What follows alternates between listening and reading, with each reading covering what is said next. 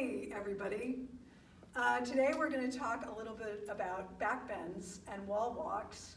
I know that a lot of you are probably sitting on a couch or some kind of strange chair in a forward bend, leaning over your computers, working at home. And you may notice a corresponding tightness in the hips, tightness in the lower back, everything it feels like it's collapsing inward. So what I'm going to do is I'm going to show you a couple of different types of wall walks that are going to help to open up the hips, open up the chest, and bring a really healthy compression into the entire spine, okay? Normally when we talk about back bends, we're talking about two kinds, the ones that are standing and the ones that are from the floor as you push into wheel or bridge. And these wall walks are going to address both kinds, okay? So let's start with the standing ones first. Wall walks are basically you're standing against a wall about arm distance apart, and you're going to start walking your hands down the wall. I'm going to describe what I'm going to do, and then I'm going to do it. So you're going to see this from a side angle. The first thing I'm going to do is I'm going to stretch my arm behind me and touch the wall, fingertips only. So that's the extent to which I'm standing away from the wall. My feet are a little bit wider than hip distance, so this will give me a little bit more mobility in the lower body. The next thing that I want to do is I want to traction my spine first. So I want to make my spine as long as it's going to go. And then I'm going to relax my neck, look all the way back, and start to bring my arms back as far as I can. So it's going to look a little bit like this. I bring my arms over my head, and just like half moon, I squeeze my palms together. I pull my stomach in, and now watch my spine. As I stretch up, my spine grows longer. Then I squeeze my palms, I let my head drop back, and guess what? I'm going to stretch up even more so I get as much length in my back as possible. Look at my legs. My legs are straight right here. And I'm going to bring my arms back as far as I can without letting the rest of my body move. Then I stretch up again, relax my neck more. Then I reach up again and reach my arms back. So already I'm getting a compression in the upper and middle back. Now I reach up one more time.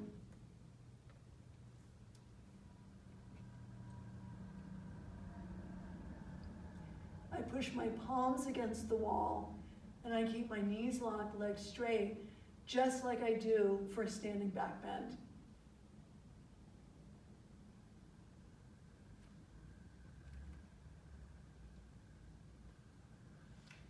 I stretch up at the end, so I create more traction coming out of the back bend.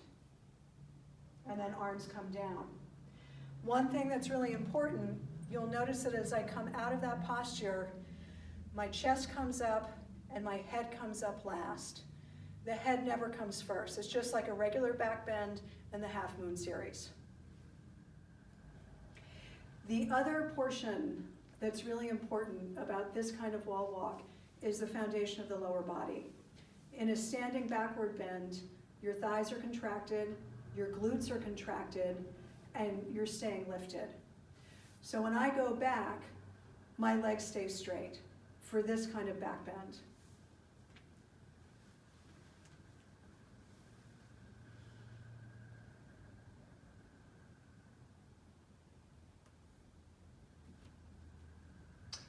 When I'm all the way in, I want to push down through my heels, keep the glutes contracted and the thighs contracted.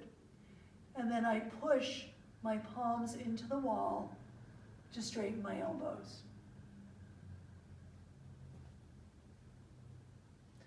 Those three things will help you keep the backward bend in your lower, middle, and upper spine. The second kind of wall walk starts off the same way as the first kind of wall walk with straight legs. However, here, this wall walk is really good for coming up into wheel if you've been doing that in the Baptiste style or in the advanced series of the Bikram, the original hot yoga. And you're gonna notice that again, I'm starting off the same way, shoulder, or rather arm distance away from the floor. I'm still gonna continue to get the traction in my spine by stretching up and keeping my palms together. What you're gonna notice though is that coming into it, I'm gonna start to bend my knees, bring my forearms closer to the wall. So this is actually gonna give you a slightly deeper compression in the lower back while staying supported.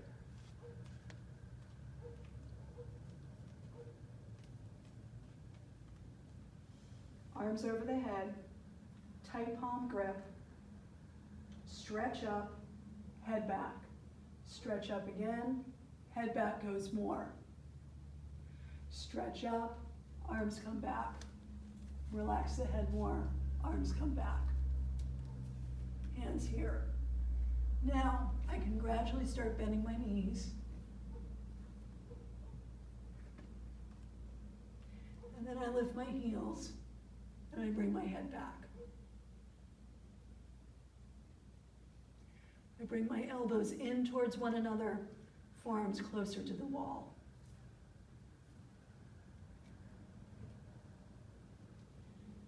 Stretch up, traction, arms down. You'll notice I exited the same way as I did in the last one. Chest up, head up last. So if you're gonna try these at home, wherever you are, wherever you find a nice clean wall, I would recommend doing 8 of each kind. And after you do your 8, lie down on the floor, and instead of just doing a forward bend, because you're already in a forward bend most of the day, do something a little different that creates more movement for your spine. So a full spinal twist on your back on the floor is really great. Hold it for a minute. Go to the other side, hold that side for a minute.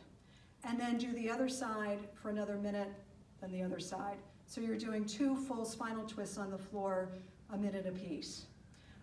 You can also do Happy Baby, which creates a really nice spread for the lower sacrum. And have fun with it, enjoy it. You know, practice it, it'll give you a boost of energy, open up the hips, open up the heart, and get you ready to go back to work if that's what you really want to do.